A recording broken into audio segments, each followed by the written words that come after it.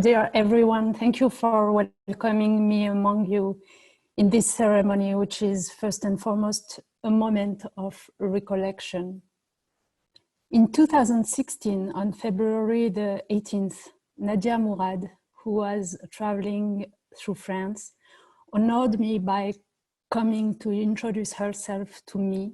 I was then Minister of Education in France. She was 21 years old, seemed to have already crossed hell several times on foot, shivering with cold despite the sun, but she stood upright, dignified, concentrated on her purpose so as not to forget anything, charged with a sacred mission, that of bearing witness to the sufferings of her people. Unsung suffering. The men or the old women who could have told the story were dead, savagely murdered by Daesh in August 2014 on Mount Sinjar. Women and children were captured, raped, starved, forcibly converted, sold, reduced to sex slaves for women, enlisted and conscripted for young boys.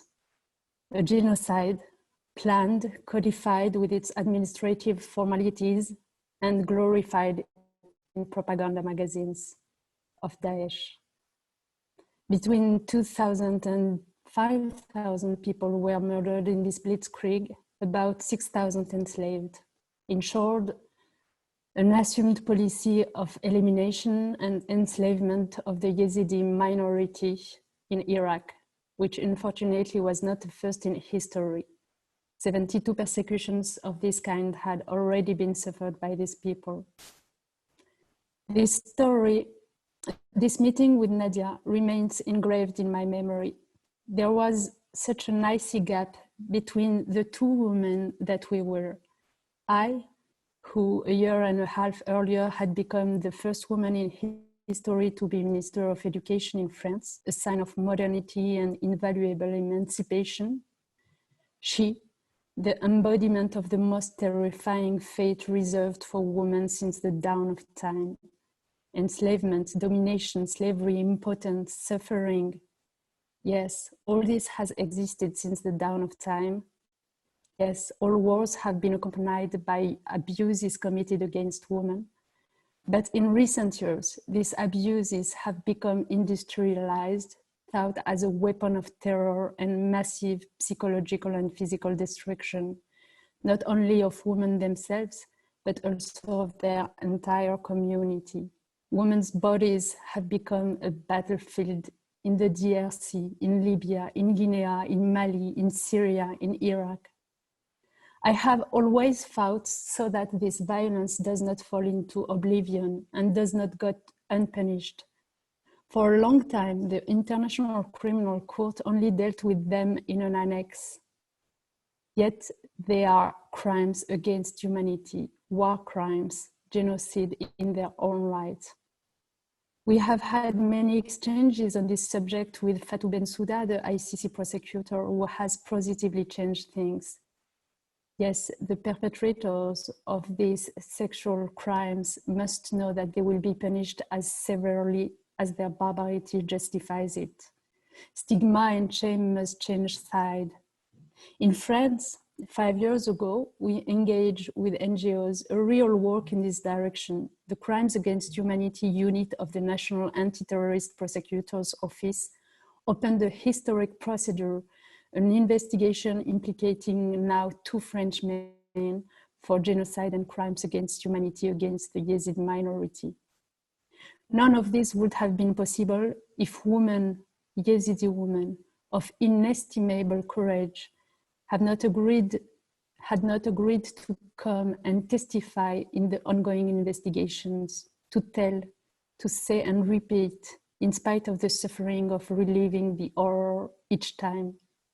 Because naturally, for justice to be done, stories and evidence are indispensable. And that's why in September 2015, when we organized in Paris the International Conference on the Victims of Ethnic and Religious Violence in the Middle East, we adopted the Paris Plan against impunity and decided in particular to give our support to UN investigation mechanisms to collect and conserve evidences.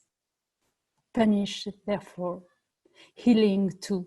Psychological and legal assistance must be given to the victims. No one comes out of hell without after effects, without serious physical and psychological trauma. Access to victimology and health service for physical reconstruction must be promoted. In France, a fund has been set up to help victims and families have been welcomed on our territory. I hope that my country will do more. Finally, women must participate in peace building. One of our famous revolutionaries in France, Olympe de Gouges, used to say, since women can go up to the scaffold, why can't they go up to the tribune? Yes, women have always been victims of abuse. Why are they not more present in the discussions that prepare for peace and the future? No conflict can be resolved without taking into account half of humanity. These simple principles are what I call the 3 Ps. P for protection. And yes, I support the Nadia Murad's call for the creation by the international community of a safe zone in Iraqi Kurdistan. P for pursuit and justice, and P for participation to the discussion. We should add a 4th one, which is also a P, by the way, P for prevention. In order to prevent the occurrence of such horrors, dear friends, nothing must be forgotten. As human beings, we have a duty to every man, woman, and child who has lost their lives and innocence in these massacres that the international community has failed to prevent. We have a duty to remember their names, to not let oblivion bury the victims a second time. As an international community, we have a duty not to allow this to happen again, a duty to protect the survivors, the living. And as educators, as parents, we have the duty to raise our children in the rejection of all fanaticism, in absolute faith in the human rights and dignity of men and women, whatever their origins, beliefs, or conditions. Past, present, and future can never be dissociated. This was therefore the 73rd massacre suffered by the Yazidi community in history. How could they have been left unprotected? Only by acknowledging the tragedies of the past, only by relentlessly searching for the truth of those of today, can we finally prepare a peaceful future for the generation to come.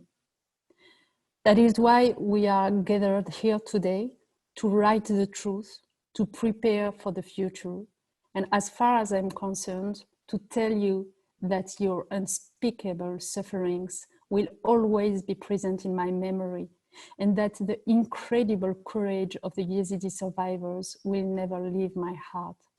Thank you very much.